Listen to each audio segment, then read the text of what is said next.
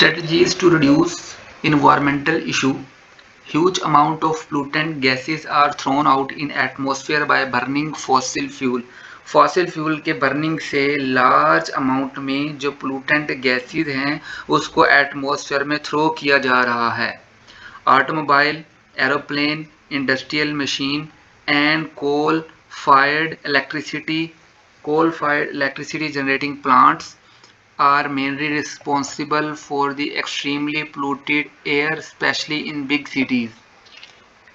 अब first of all हम देखें कि हम इन्वायरमेंटल इशू को अगर हम कम करना चाहते हैं तो हम उन सोर्सेज को कम कर दें जिन सोर्सेज से लार्ज अमाउंट में जो हार्मफुल गैसेस हैं, जो पोल्यूटेंट गैसेस हैं, एटमॉस्फेयर में आ रही हैं.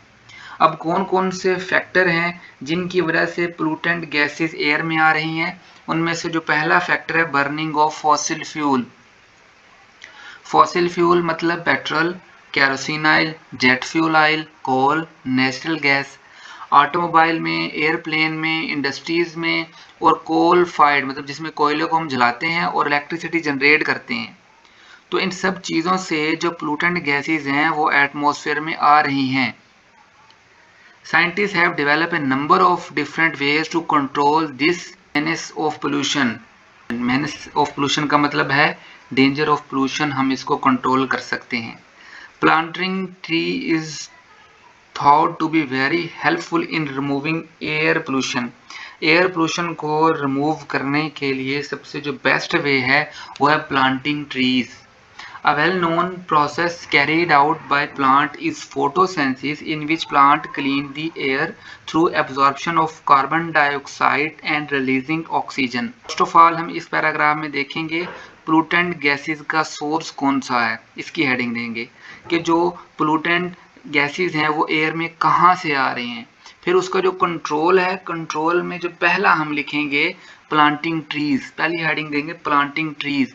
ट्री को प्लांट करने से क्या होगा, एयर पोल्यूशन कम होगी. ट्री एयर में से कार्बन डाइऑक्साइड को एब्जॉर्ब करते हैं, एयर को फिल्टर करते हैं, जिसकी वजह से जो पोल्यूटेंट गैसेस हैं वो प्लांट एब्जॉर्ब कर लेगा और फिर उससे ग्लोबल वार्मिंग वगैरह नहीं होगी. प्लांट क्या करता है, फोटोसिंथेसिस में प्लांट को कार्बन डाइऑक्साइड चाहिए. प्लांट कार्बन डाइऑक्साइड को एब्जॉर्ब कर लेगा और जो एयर है, एयर से कार्बन डाइऑक्साइड की कंसंट्रेशन को कम कर देगा और फिर वो कार्बन डाइऑक्साइड को एब्जॉर्ब करने के साथ साथ ऑक्सीजन को भी रिलीज करता है. This famous reaction take place in presence of sunlight and it is catalysed by chlorophyll to green pigment present in leaves. तो ये कार्बन डाइऑक्साइड है जो प्लांट एयर से एब्जॉर्ब करता है, वाटर भी प्लांट एब्जॉर्ब करता है. इन दोनों का रिएक्शन होता है क्लोरोफिल एंड सनलाइट की मौजूदगी में. इससे glucose and oxygen gas form होती है. तो ये फोटोसिंथेसिस वाला रिएक्शन है.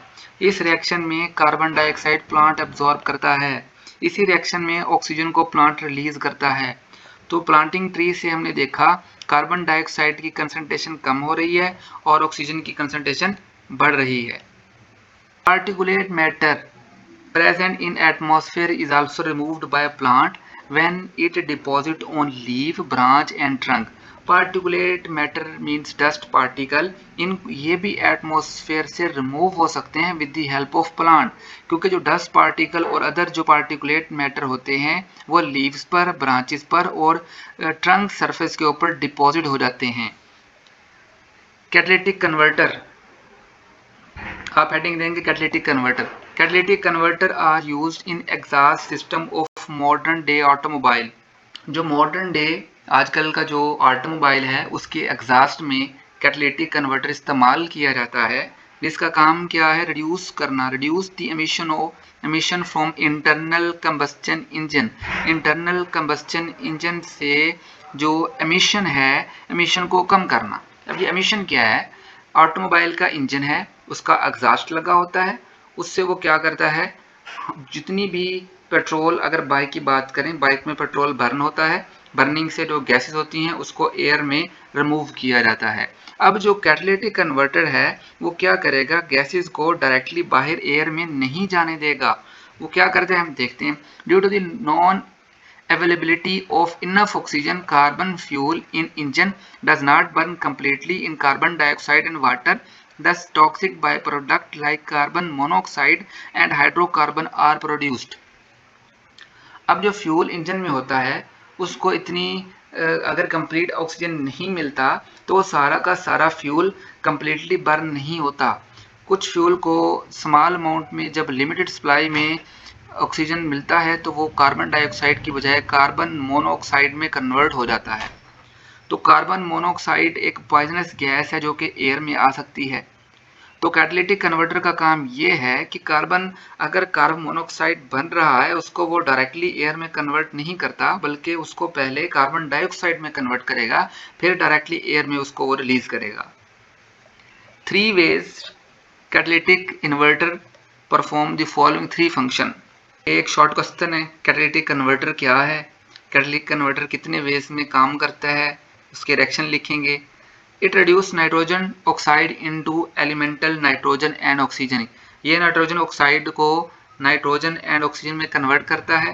It oxidize carbon monoxide to carbon dioxide. ये कार्बन मोनोऑक्साइड को कार्बन डाइऑक्साइड में कन्वर्ट करता है। It oxidize hydrocarbon to carbon dioxide और वाटर।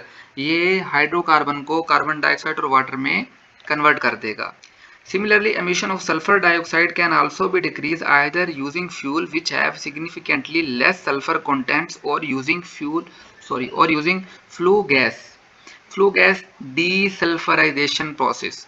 अब अगर हमने सल्फर के ऑक्साइड, हम चाहते हैं कि हम सल्फर के ऑक्साइड को एयर में ना आने दें, तो हमारे पास 2 मेथड हैं। हम या तो सल्फर लेस सल्फर वाला जो फ्यूल है वो यूज़ करें, ऐसा फ्यूल जिसमें सल्फर कम है, या फिर फ्लू गैस इस्तेमाल करें।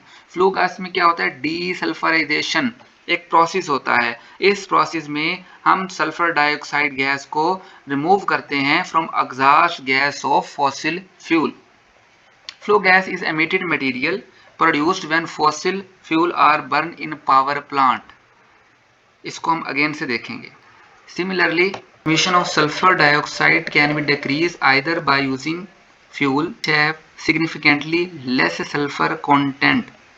हम जो सल्फर है, सल्फर की एमिशन को भी हम हम सल्फर डाइऑक्साइड की जो एमिशन है उसको भी कम कर सकते हैं ऐसा फ्यूल यूज़ करते हुए जिस फ्यूल में सल्फर की जो अमाउंट है वो कम है, और using flue gas desulphurisation process, या फिर हम फ्लू गैस का डीसल्फराइजेशन प्रोसेस करवा दें।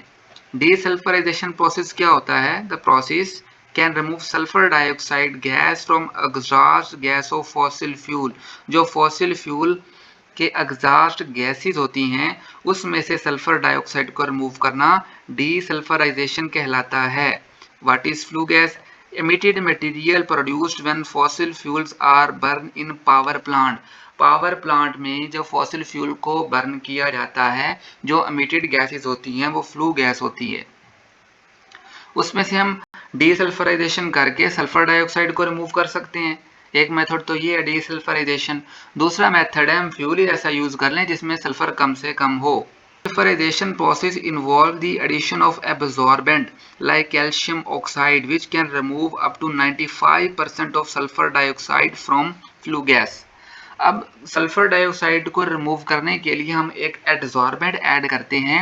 एडजॉर्बेंट हमारे पास कैल्शियम ऑक्साइड होता है। ये कैल्शियम ऑक्साइड 95% सल्फर डाइऑक्साइड को एब्जॉर्ब कर लेता है।